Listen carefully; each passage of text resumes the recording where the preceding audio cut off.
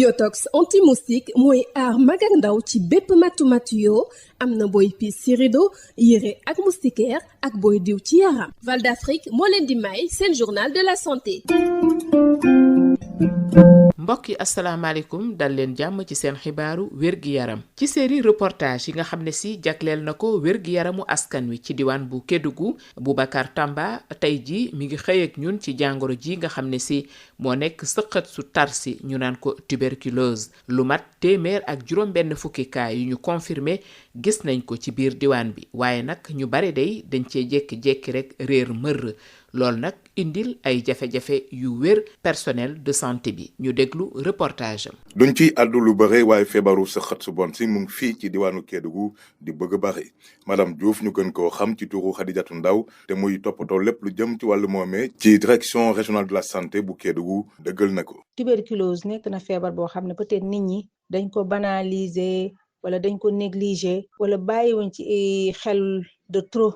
comme niñ bàyyee xel ay yeneen feebar yi comme siburu comme grippe loolu moo tax feebaru tuberculose peut-être siiwul noonu mais feebar boo xam ne la existé na te aussi mu ngi def ay ravage waaye nag ñoom waa kër docteur yaa ngi ciy xar seen tànk tubéy.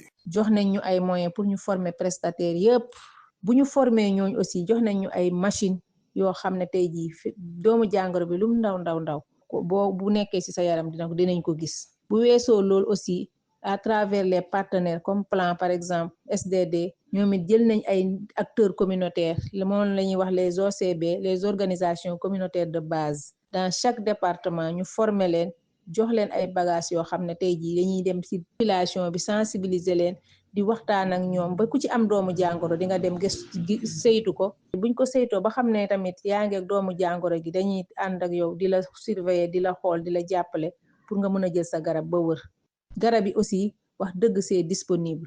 moom nag ay jafe-jafe yuñ ciy jànkoonteel. ndax Kédougou beaucoup de nationalité ndax duñ toog benn place tey mun nga jël am benn kaawu tuberculose mu nekk banta ko nga dépister ko mu commencé foofu 1 mois 2 mois malade bi dootoo ko gis nga woo ko numéro téléphone injoignable. population Kédougou c'est une population qui est très mobile suñ ñu mënee financer dañu jox ñu am ay financement au niveau local former ay jeunes des domi wala bàjjenu gox yi nga xam ne suñu amee benn malade dañ ko koy dënk. Boubacar Tambaroon cee jokko fii ci Kédougou rajo Sud FM. mbokk yi jaageen jëf fii lañuy yem ak yéen ci seen xibaaru wér-gi-yaram jox leen dig daje ba beneen.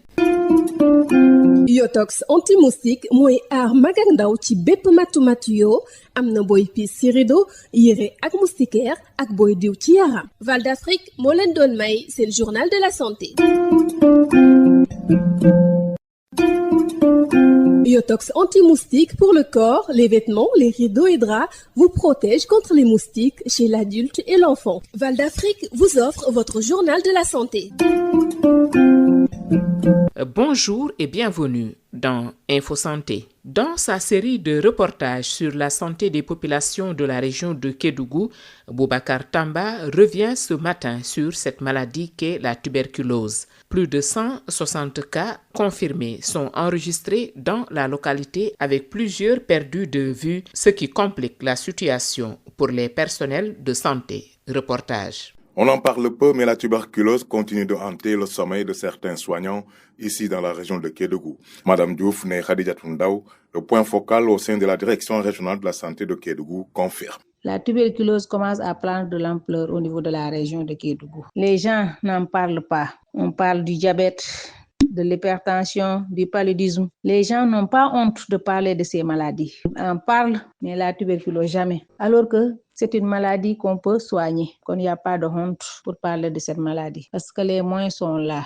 Madame Diouf lève le lièvre sur certaines stratégies mises en œuvre. Le PNT a fait beaucoup de progrès dans la lutte contre la tuberculose parce qu'il y a des machines qui sont là, qu'on appelle les gynesperts, qui détectent, même si c'est à faible charge, les machines-là détectent la tuberculose. Il y a aussi peut-être les stratégies de lutte qu'on a adoptées, la formation des prestataires. Il y a aussi la contractualisation avec les organisations communautaires de base qu'on a formées, qu'on a outillées, qui sont sur le terrain, peut-être pour sensibiliser la population, faire des VAD, des causeries. On a vu que vraiment, les gens commencent à comprendre. C'est le district de Kédougou qui enregistre le plus de cas parce que c'est un district à forte charge morbide. Mais également sur des obstacles épistémologiques qui existent et persistent. Les contraintes, c'est par rapport à la mobilité des patients parce qu'on enregistre beaucoup de cas de perte de vue, c'est-à-dire les malades qui ont démarré leur traitement, qui ne terminent pas leur traitement.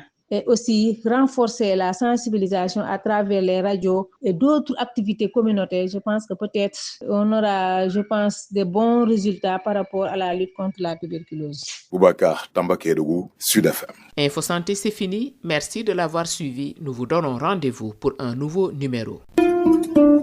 Yotox anti-moustique pour le corps, les vêtements, les rideaux et draps vous protège contre les moustiques chez l'adulte et l'enfant. Val d'Afrique vous a offert votre journal de la santé.